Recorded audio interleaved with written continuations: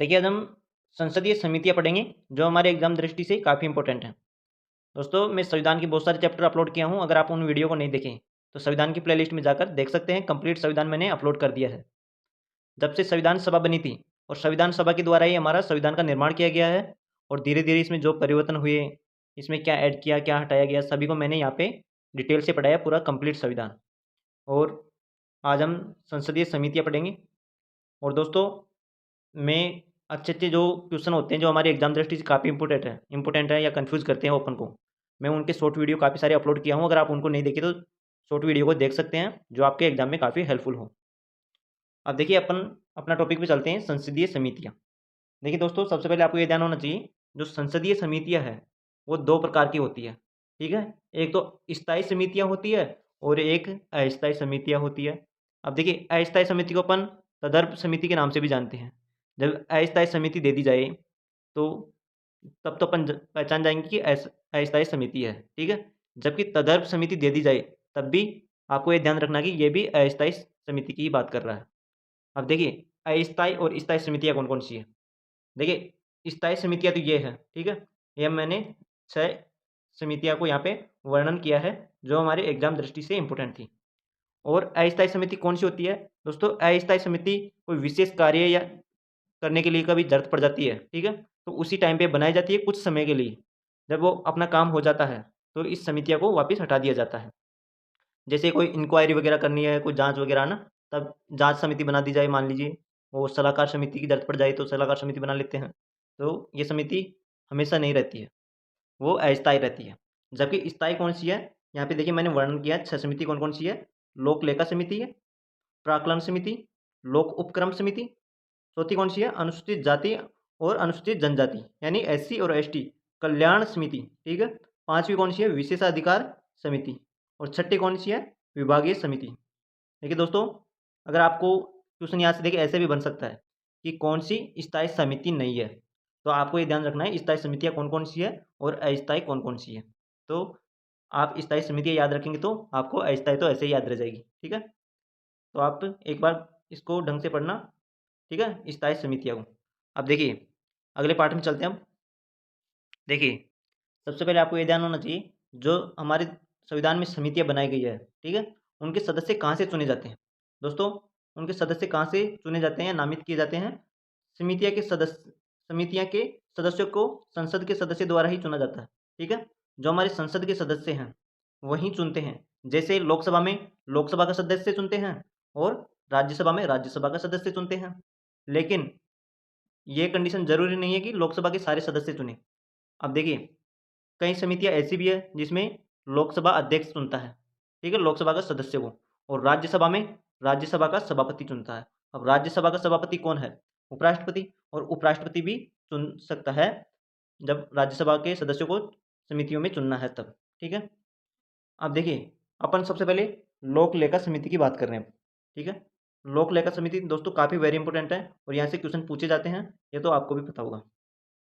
अब देखिए, लोक लेखा समिति में सबसे पहले तो आपको ये ध्यान रखना है, टोटल कितने सदस्य होते हैं। अगर इसकी बात करें तो इसमें टोटल 22 सदस्य होते हैं। 15 लोकसभा से आते हैं, 7 राज्यसभा से आते हैं, ठीक है? 15 लोकसभा और 7 राज्यसभा से आते हैं, और टोटल कुल मिलाकर 22 सदस्य लोक लेखा समिति के अंदर होते हैं। उसके बाद में देखिए अब दोस्तों, लोक लेखा समिति के सदस्य का कार्यकाल 1 वर्ष का होता है। कितना होता है? 1 वर्ष का। उसके बाद में देखिए, अगला पॉइंट, लोक लेखा समिति को प्राक्कलन समिति की जुड़वा बहन भी कहते हैं। दोस्तों, जो लोक लेखा समिति है, ठीक है, उसे प्राक्कलन समिति की जुड़वा बहन भी कहते हैं, ये आपको ध्यान रखना है। उसके बाद में अब इसकी कार्य देख लेते हैं, लोक लेखा समिति की कार्य क्या होता है। अब देखिए, सरकार के वार्षिक लेखों की जांच करना। देखिए दोस्तों, जो सरकार के द्वारा जो वर्ष भर के अंदर जो इनकम खर्च की जाती है, ठीक है, जो पैसे खर्च किए जाते हैं, उनकी जांच वगैरह कौन करता है? लोक लेखा समिति, ठीक है? और जो केग है, उनकी रिपोर्ट पर विचार करना, ठीक है? देखिए, अब केग का कार्य भी क्या होता है? जो सरकार के द्वारा जो पैसे इनकम खर्च की जाती है, उनका जांच वगैरह करना एक केग का भी कार्य होता है। अब देखिए, अगर मान लीजिए राष्ट्रीय स्तर पर अगर खर्च या उसकी जांच करते हैं, ठीक है, इनकम की, तो राष्ट्रपति के पास ये रिपोर्ट केग उसके पास केग भेजता है, ठीक है? जब राज्य स्तर की बात करें, तो राज्य स्तर पर केग किसको देता है? राज्यपाल को। जब मैंने के का चैप्टर पढ़ाया था उस टाइम पे भी आपको बताया था कि राज्य स्तर पर तो राज्यपाल को देता है, इसको राज्यपाल को, जबकि राष्ट्रीय स्तर पर यानी केंद्रीय स्तर पर किसको देगा, राष्ट्रपति को। ठीक है, राष्ट्रपति को, ये आपको ध्यान रखना है। और राष्ट्रपति संसद के पटल पर रखवाता है और फिर वहाँ पे जांच होती है। और राज्यपाल कहाँ रखवाता है, विधानमंडल के पटल पर। ठीक है, अब विधानमंडल फिर वहाँ पे जांच करती है और वापस राज्यपाल के पास जाती है राज्य के अंदर, ऐसे होता है। ठीक है, अब उसके बाद में देखिए लोक लेखा समिति के अध्यक्ष विपक्ष दल का बनता है। दोस्तों काफ़ी वेरी इंपॉर्टेंट है। देखिए लोक लेखा समिति के अध्यक्ष विपक्ष दल का बनता है। विपक्ष दल का इसलिए बनाया जाता है दोस्तों, अगर मान लीजिए लोकसभा में से सॉरी अगर उसी पार्टी का बना दिया जाए अध्यक्ष, ठीक है, जिस पार्टी की सरकार है, तो ये घोटाला होने का ज़्यादा चांस हो जाता है, क्योंकि अपनी रिपोर्ट या अपनी पार्टी की जो भी घोटाला वगैरह किया गया है उनको उजागर नहीं करता है, तो विपक्ष को रखा जाता है और विपक्ष निष्पक्ष रूप से कार्य करता है, इसलिए विपक्ष पार्टी को ही अध्यक्ष के रूप में चुना जाता है। उसके बाद में देखिए वर्तमान में लोक लेखा समिति के अध्यक्ष कौन है, अंधीर रंजन चौधरी। कौन है, अंधीर रंजन चौधरी, ये आपको ध्यान रखना है। अगले पार्ट में चलते हैं। देखिए अब प्राक्कलन समिति। अब प्राक्कलन समिति में टोटल सदस्य कितने हैं, 30। कितने हैं, 30। अब देखिए सभी सदस्य लोकसभा से ही चुने जाते हैं। यहाँ पे कहाँ से आ रहे हैं, टोटल प्राक्कलन समिति में 30 सदस्य लोकसभा के अंदर से, जबकि बाकी जगह कहाँ से आ रहे थे, लोकसभा और राज्यसभा में से। तो आपको ध्यान रखना है कि प्राक्कलन समिति के अंदर जो 30 सदस्य हैं वो टोटल लोकसभा के अंदर से ही चुने जाते हैं और इनका कार्यकाल कितना होता है, 1 वर्ष का, ये भी आपको ध्यान रखना है। ठीक है, अब प्राक्कलन समिति के कार्य क्या होता है, वित्तीय कार्य से संबंधित। दोस्तों इन सभी का कार्य क्या है, वित्तीय से संबंधित है। जैसे लोक लेखा समिति की बात करूं, प्राक्कलन की बात करूं, और अगली जो अपनी होगी लोक उपक्रम समिति, इनका भी वित्तीय मामले से जुड़ी हुई होती है। ठीक है, अब देखिए इनका कार्य क्या होता है, वित्तीय कार्य से संबंधित है एक तो, और दूसरा क्या है, प्रशासनिक सुधार कर रिपोर्ट बनाना। ठीक है, प्रशासनिक सुधार कर रिपोर्ट बनाना।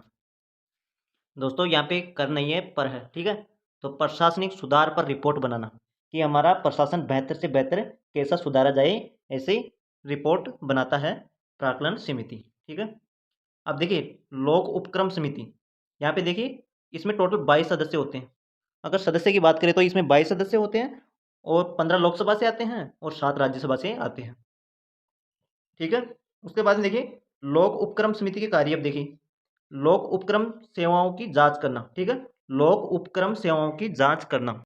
अब लोक उपक्रम सेवा में कौन कौन आते हैं, जो पब्लिक सेक्टर में जाकर लोगों के लिए कार्य करते हैं, जैसे LIC है, एयर इंडिया है, FCI है। ठीक है, ये किस में आते हैं, पब्लिक सेक्टर में आते हैं, जो लोगों के लिए कार्य करते हैं। अब उसके बाद में देखिए केक की रिपोर्ट की जांच करना। ठीक है, जो केक रिपोर्ट तैयार करता है उसकी जांच भी कौन करता है, लोक उपक्रम समिति। ठीक है, ये भी ध्यान रखना है। उसके बाद में देखिए अनुसूचित जाति अनुसूचित जनजाति यानी SC ST कल्याण समिति। अब इसमें क्या है, टोटल तो इसमें 30 सदस्य होंगे, ये आपको ध्यान रखना है। अब इसमें 20 लोकसभा से आते हैं और 10 राज्यसभा से इसमें सदस्य होते हैं, ऐसे टोटल 30 सदस्य हो जाते हैं। अब इनका कार्य देखिए दोस्तों, SC ST के संबंध में जो रिपोर्ट आती है उनकी जांच करना ही इसका मुख्य कार्य होता है। देखिए मैंने जितनी भी समितियाँ बताई थी सभी वित्तीय मामले से जुड़ी थी, जबकि यहाँ पे अनुसूचित जाति और अनुसूचित जनजाति कल्याण का कार्य क्या है, SC ST से संबंधित ही ये रिपोर्ट तैयार करती है, यानी उनकी जांच करती है। ठीक है, ये आपको ध्यान रखना है। दोस्तों हमारा ये चैप्टर यहाँ पे कंप्लीट होता है और आप अब ऑब्जेक्टिव क्वेश्चन लगा के देखिए, आपके काफ़ी अच्छा स्कोर हो पाएगा और आगे भी मैं ऐसे ही क्वेश्चन लाऊंगा जो आपको एग्जाम में कहीं हेल्पफुल हो। ठीक है दोस्तों, और अगर आप इस चैनल पर नए हो तो सब्सक्राइब कर लीजिए और जितना बेहतर कंटेंट हो पाएगा उतना मैं लेके आऊँगा। थैंक यू दोस्तों, सब्सक्राइब करना ना भूलें।